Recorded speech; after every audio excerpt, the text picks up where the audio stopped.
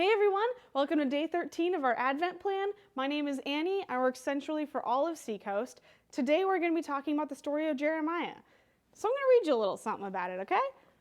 So yesterday we learned about a prophet named Elijah, but he wasn't the only prophet that God sent. God sent lots more. One prophet was named Jeremiah, but he got an interesting nickname, the Weeping Prophet.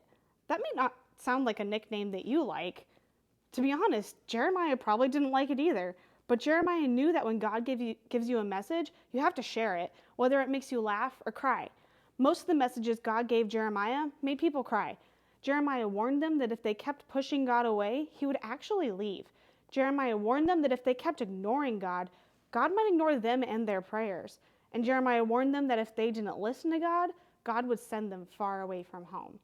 With every message, Jeremiah cried. God cried too. He didn't want to be separated from his people. He didn't want them to be sent away. But he also knew that if he didn't do something, his people would never come back to him. So one day, God sent an army to destroy the temple and take his people away from their homes.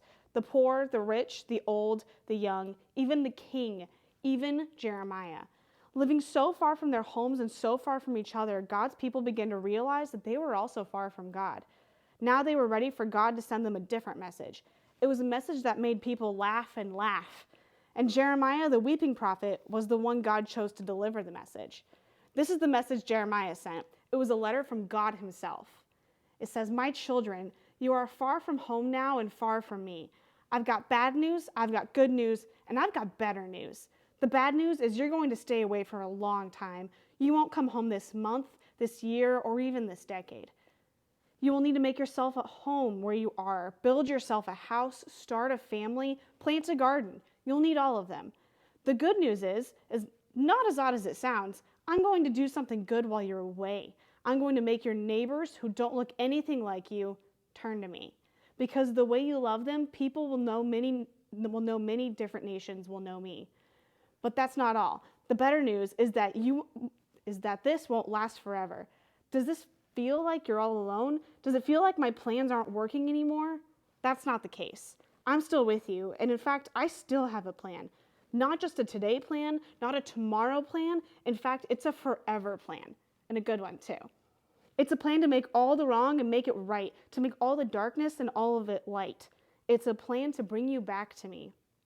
Come back to me and I'll come back to you, and when I do, you'll remember what another prophet said, Emmanuel, which is a name that means God with us. I love you from God. Jeremiah might have been the weeping prophet, but he knew one thing. God was with him. Even when it was hard, even when he was crying, and even when people stopped listening to him. But when the temple got destroyed, God was with Jeremiah.